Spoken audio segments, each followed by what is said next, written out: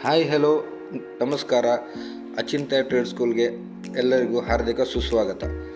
ನಾವು ಕೊನೆ ವಿಡಿಯೋದಲ್ಲಿ ಅಂದರೆ ಲಾಸ್ಟ್ ವಿಡಿಯೋದಲ್ಲಿ ನಾವು ವಾಟ್ ಈಸ್ ಫಾರೆಕ್ಸ್ ಬಗ್ಗೆ ನಾವು ತಿಳಿಸ್ಕೊಡಿದ್ದೆ. ಅದ್ರ ಬಗ್ಗೆ ಈಗ ಬ್ರೀಫಾಗಿ ತಿಳ್ಕೊಳ್ಳೋಣ. ಅದಕ್ಕಿಂತ ಮುಂಚೆ ಒಂದು ಹೇಳಬೇಕು, ಫಾರೆಕ್ಸ್ ಅಂದರೆ ಏನು ಅಂತೇಳಿ ನಾವು ಅದ್ರ ಬಗ್ಗೆ ಒಂದು ವಿಡಿಯೋ ಮಾಡಿದ್ದೇವೆ. ಬಟ್ ಅದ್ರ ಬಗ್ಗೆ ಒಂದು ಸ್ವಲ್ಪ ಬ್ರೀಫಾಗಿ ನಾನೀಗ ಎಕ್ಸ್ಪ್ಲನೇಷನ್ ಕೊಡ್ತೇನೆ ನಿಮಗೆ.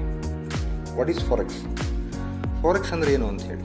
ಈಗ ನಾವು ಇದ್ರ ಬಗ್ಗೆ ಒಂದು ವಿಡಿಯೋ ಕೂಡ ಮಾಡಿಬಿಟ್ಟಿದ್ದೇವೆ, ಅದನ್ನು ಬೇಕಾದರೆ ನೀವು ಚೆಕ್ ಮಾಡ್ಬೋದು. ಇಲ್ಲಾಂದರೆ ಈ ನಂಬರ್ ಕಾಂಟ್ಯಾಕ್ಟ್ ಮಾಡಿ, ಈ ಕೆಳಗೆ ಕಾಣಿಸ್ತಿರೋ ನಂಬರ್ಗೆ ಕಾಂಟ್ಯಾಕ್ಟ್ ಮಾಡಿ ನೀವು ಕೇಳಿದ್ರೆ ನಾವು ನಿಮಗೆ ಆ ವಿಡಿಯೋನ ಸೆಂಡ್ ಮಾಡ್ತೇವೆ. ವಾಟ್ ಈಸ್ ಫಾರೆಕ್ಸ್ ಅಂತೇಳಿ. ಫಾರೆಕ್ಸ್ ಅಂದರೆ ಇದು ಕರೆನ್ಸಿ ಡೆರಿವೇಟಿವ್ಸ್.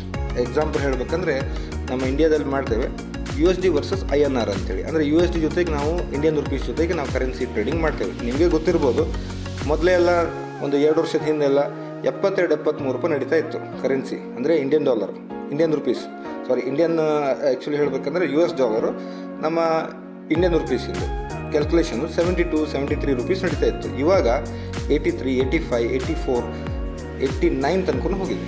ಓಕೆ, ಅದ್ರ ಮೇಲೆ ನಾವು ಟ್ರೇಡ್ ಮಾಡೋದನ್ನ ಏನು ಹೇಳ್ತೇವೆ, ಫಾರೆಕ್ಸ್ ಅಂತ ಹೇಳ್ತೇವೆ. ಬಟ್ ಆದರೆ ಈ ಫಾರೆಕ್ಸಲ್ಲಿ ಏನಿರುತ್ತೆ ಅಂದರೆ ನಾವು ನಾರ್ಮಲಾಗಿ ಬೇರೆ ಬೇರೆ ದೇಶದ ಕರೆನ್ಸಿ, ಎಕ್ಸಾಂಪಲ್ ಹೇಳಬೇಕಂದ್ರೆ ಆಸ್ಟ್ರೇಲಿಯನ್ ಡಾಲರ್ಸು, ಆಮೇಲೆ ಯುರೋಪಿಂದು, ಆ್ಯಕ್ಚುಲಿ ಯುರೋಪಲ್ಲಿ ಬರುತ್ತೆ ಎಲ್ಲ ನಾರ್ಮಲ್ ಗೊತ್ತಿರಬೇಕು, ಯೂರೋ, ಆಮೇಲೆ ಜಪಾನ್ ಎನ್ನು, ಈ ಥರದಲ್ಲಿ ನಾವು ಟ್ರೇಡ್ ಮಾಡ್ತೇವೆ.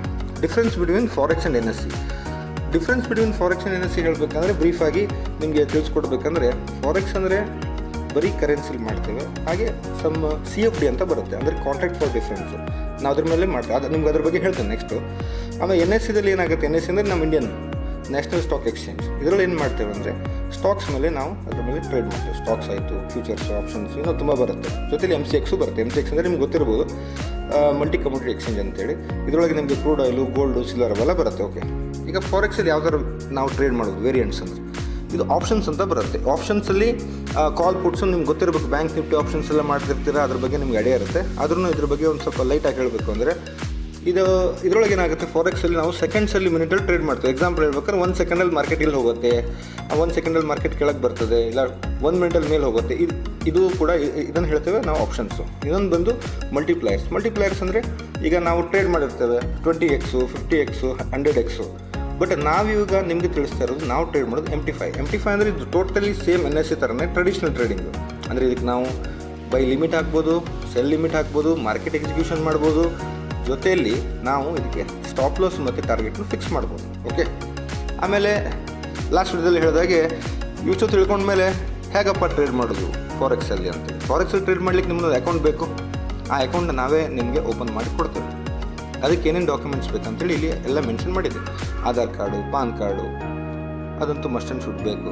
ಜೊತೆಯಲ್ಲಿ ಹೇಳಬೇಕಂದ್ರೆ ನಿಮ್ಮ ಬ್ಯಾಂಕ್ ಸ್ಟೇಟ್ಮೆಂಟು, ಅದರೊಳಗೆ ಹೇಗಿರಬೇಕಾದ್ರೆ ಸೇಮ್ ನೇಮ್ ಇರಬೇಕು. ಆಧಾರ್ ಕಾರ್ಡಲ್ಲಿ ಹಿಂದೆ ಪಾನ್ ಕಾರ್ಡ್ ಎಲ್ಲೂ ಕೂಡ ಡಿಫ್ರೆನ್ಸ್ ಬರಬಾರ್ದು, ಇಲ್ಲಾಂದರೆ ನಿಮ್ಮ ಅಕೌಂಟ್ ಓಪನ್ ಆಗಲ್ಲ.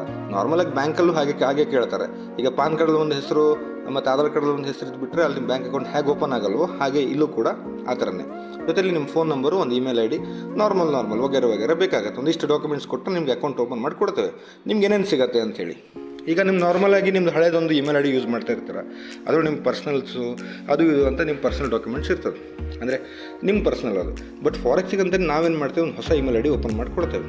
ಅದರೊಳಗೆ ಓನ್ಲಿ ನೀವು ಫಾರೆಕ್ಸ್ ಟ್ರೇಡ್ ಮಾಡಿದ್ದು ಟೋಟಲ್ ಇನ್ಫಾರ್ಮೇಷನ್ ಬರುತ್ತೆ. ಯಾಕಂದರೆ ಯಾವುದಾದ್ರು ಈಗೇನಾಗುತ್ತೆ, ಒಂದು ಇಮೇಲ್ ಅಂದಮೇಲೆ ಇನ್ಬಾಕ್ಸಲ್ಲಿ ತುಂಬ ಮೆಸೇಜ್ಗಳು ಬರ್ತದೆ. ಬಟ್ ಅದಕ್ಕೋಸ್ಕರನೇ ಅಂತೇಳಿ ನಾವು ಒಂದು ಹೊಸ ಇಮೇಲ್ ID ಓಪನ್ ಮಾಡಿ ಕೊಡ್ತೇವೆ. ಜೊತೆಲಿ ನಿಮಗೊಂದು ಡಿರೈವ್ ಅಕೌಂಟ್ ನಂಬರ್ ಸಿಗುತ್ತೆ. ಡಿರೈವ್ ಅಕೌಂಟ್ ನಂಬರ್ ಅಂದರೆ ಇದು just like demat account. Okay, ಅದಾದಮೇಲೆ ನಿಮಗೊಂದು MT5 ಡೆಮೋ ಅಕೌಂಟ್ ನಂಬರ್ ಸಿಗುತ್ತೆ, ಮತ್ತೊಂದು MT5 ರಿಯಲ್ ಅಕೌಂಟ್ ನಂಬರ್ ಸಿಗುತ್ತೆ. ಜೊತೆಲಿ ಪಾಸ್ವರ್ಡ್ ಸಿಗುತ್ತೆ. ಪಾಸ್ವರ್ಡ್ ಮಾತ್ರ ಯಾರ ಜೊತೆಗೆ ಶೇರ್ ಮಾಡಿಬಿಡಿ, ಯಾಕಂದರೆ ಅದು ತುಂಬ ಆ್ಯಕ್ಚುಲಿ ನೀವು ಅದ್ರ ಬಗ್ಗೆ ಹೇಳ್ತೇನೆ ಮುಂದೆ ಏನಾಗಿದೆ ಅಂತೇಳಿ ಲಾಸ್ಟ್ ವಿಡಿಯೋ ಎಂಡಲ್ಲಿ ಹೇಳ್ತೇನೆ. ಈಗ ಡೆಮೋ ಅಕೌಂಟ್ ಯಾಕೆ ಅಂತೇಳಿ. ಡೆಮೋ ಅಕೌಂಟ್ ಯಾಕಂದರೆ ನೀವೇನು ಈಗ ಹೇಳಬೇಕಾದ್ರೆ ಫಸ್ಟ್ ನಿಮಗೆ ಫಾರೆಕ್ಸ್ ಬಗ್ಗೆ ಏನೂ ಗೊತ್ತಿಲ್ಲ. ಈಗ ನಾವು ನಿಮಗೆ ಲೈವ್ ಟ್ರೇಡ್ ಮಾಡಿಸ್ತೇವೆ. ಲೈವ್ ಟ್ರೇಡ್ ಬಗ್ಗೆ ಹೇಳ್ತೇನೆ ಮುಂದೆ ಯಾವ ಥರ ಹೇಗೆ, ಅಂದರೆ ನಾನು ನಿಮ್ಗೆ ಅದ್ರ ಬಗ್ಗೆ ಇನ್ಫಾರ್ಮೇಷನ್ ಕೊಡ್ತೇನೆ. ಫಸ್ಟು ನೀವು ಡೆಮೋದಲ್ಲಿ ಮಾಡಬೇಕು. 1 ವೀಕು 10 ಡೇಸ್ ನಿಮ್ಗೆ ಎಲ್ಲಿ ತನಕ ಸ್ಯಾಟಿಸ್ಫಿಕೇಷನ್ ಆಗಲ್ವೋ ಅಲ್ಲಿ ತನಕ ಡೆಮೋದಲ್ಲಿ ಮಾಡಬೇಕು. ಒನ್ಸ್ ನಿಮಗೆ ಓಕೆ ನಾನೀಗ ಏಬಲ್ ಇದ್ದೇನೆ ಮಾಡಲಿಕ್ಕೆ, ಕೆಪೇಬಲ್ ಆಯಿತು, ಓಕೆ ನನಗೆ ಮಾಡ್ಲಿಕ್ಕೆ ಬರುತ್ತೆ ಈಗ ಅಂತ ಹೇಳಿದವಾಗ ನೀವು ನೆಕ್ಸ್ಟು ಡೆಮೋ ಅಕೌಂಟಿಂದ ರಿಯಲ್ ಅಕೌಂಟಿಗೆ ಶಿಫ್ಟ್ ಆಗ್ಬೋದು. ಇವಿಷ್ಟು ನಾನು ನಿಮಗೆ ನೀವು ಇಷ್ಟು ಡಾಕ್ಯುಮೆಂಟ್ಸ್ ಕಳಿಸಿದ ತಕ್ಷಣ ಇದು ಓಪನ್ ಮಾಡಿ ಕೊಡ್ತೇವೆ. ಏನೇನು ಇದರೊಳಗೆ ಫೋಕಸ್ ಮಾಡಬೇಕು ಅಂಥೇಳಿ ನೋಡಿರಿ. ಆಲ್ಮೋಸ್ಟ್ ನನಗೆ ಗೊತ್ತಿರೋಗೆ ಯಾರೂ ಲೈವ್ ಟ್ರೇಡ್ ಮಾಡಲ್ಲ. ಟಿಪ್ಸ್ ಕೊಡ್ಬೋದು, ಇಲ್ಲ ಒಂದು 100 ಯಾವುದೋ ಒಂದು ಬೈ ಮಾಡಿ ಯಾವುದೊಂದು ಸೆಲ್ ಮಾಡಿ. ನಾವು ಹಾಗಿಲ್ಲ, ನಾನೇ ಟ್ರೇಡ್ ಮಾಡ್ತೇನೆ, ಜೊತೆಯಲ್ಲಿ ನೀವು ನನ್ನ ಜೊತೆ ಟ್ರೇಡ್ ಮಾಡಿ. ಇದಕ್ಕೊಂದು ಸ್ಲೋಗನ್ ಹೇಳಬೇಕಂದ್ರೆ trade with me, that's it. ನಮ್ಮ ಜೊತೆ ಟ್ರೇಡ್ ಮಾಡಿ. ನಾನು ಹೇಳ್ತಿರೋದು ಪ್ರಾಫಿಟ್ ನನಗೆ ಇಲ್ಲ. ಆ್ಯಕ್ಚುಲಿ ನಾನು ಪ್ರಾಫಿಟ್ ಮಾಡಲಿಕ್ಕೆ ಕೂತ್ಕೊಂಡಿದ್ದಿಲ್ಲಿ, ಅದಕ್ಕೋಸ್ಕರನೇ ನಾನು ನಿಮ್ಮ ಹತ್ರ ಬಂದಿದ್ದು. ನನಗೆ ಎಷ್ಟು ಪ್ರಾಫಿಟ್ ಆಗೋದು ನಿಮ್ಮ ಜೊತೆಲಿ ಆಗುತ್ತೆ. ಆದರೆ ನನ್ನ ಇನ್ವೆಸ್ಟ್ಮೆಂಟ್ ಬೇರೆ, ನಿಮ್ಮ ಇನ್ವೆಸ್ಟ್ಮೆಂಟ್ ಬೇರೆ. ಫಾರ್ ಎಕ್ಸಾಂಪಲ್ ಹೇಳಬೇಕಂದ್ರೆ ಒಬ್ಬೊಬ್ರದ್ದು $100 ಚಾಲೂ ಮಾಡ್ತಾರೆ, ಒಬ್ಬೊಬ್ಬರು $500 ಚಾಲೂ ಮಾಡ್ತಾರೆ, ಒಬ್ಬರು $1000 ಚಾಲೂ ಮಾಡ್ತಾರೆ. ನಾನೆಲ್ಲ $4000 $10,000 ಟ್ರೇಡ್ ಮಾಡ್ತೇನೆ. ಸೊ ಅದಕ್ಕೊಂದು ಮನಿ ಮ್ಯಾನೇಜ್ಮೆಂಟ್ ಚಾರ್ಟ್ ಇದೆ, ಅದನ್ನು ನಾನು ನಿಮ್ಗೆ ಹೇಳ್ತೇನೆ.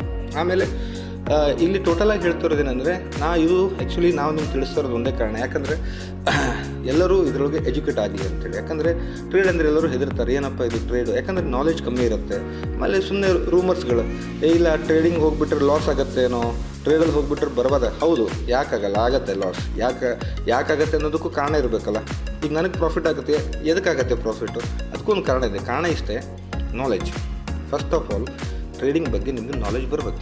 ಬಂದರೆ ಟೆಕ್ನಿಕಲ್ ಆಯಿತು, ಫಂಡಮೆಂಟಲ್ ಆಯಿತು, ಇದರೆಲ್ಲ ನಿಮಗೆ ನಾಲೆಜ್ ಬಂದರೆ ಆಟೋಮೆಟಿಕ್ಲಿ ನಿಮ್ಗೆ ಪ್ರಾಫಿಟಲ್ಲಿ ಬರ್ತೀರ. ಜೊತೆಯಲ್ಲಿ ನಿಮಗೆ ಮನಿ ಮ್ಯಾನೇಜ್ಮೆಂಟ್ ಬೇಕು, ಪೇಷನ್ಸ್ ಬೇಕು, ಮತ್ತು ಎಮೋಷನ್ ಕಂಟ್ರೋಲ್ ಬೇಕು. ಇದ್ರ ಬಗ್ಗೆ ನಾನು ನೆಕ್ಸ್ಟ್ ವಿಡಿಯೋದಲ್ಲಿ ಹೇಳ್ತೇನೆ.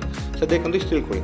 ಆಮೇಲೆ ನಾವು ಟೋಟಲಾಗಿ ಎಲ್ಲ ಆಲ್ಮೋಸ್ಟ್ 90% 99% ಇಟ್ಕೊಳ್ಳಿ, ಎಲ್ಲ ಸೋಷಿಯಲ್ ಮೀಡಿಯಾದಲ್ಲಿ ಆ್ಯಕ್ಟಿವ್ ಇದೆ. ನೀವು ಅದರೊಳಗೂ ನಮ್ಮನ್ನು ಫಾಲೋ ಮಾಡ್ಬೋದು. Okay, thank you.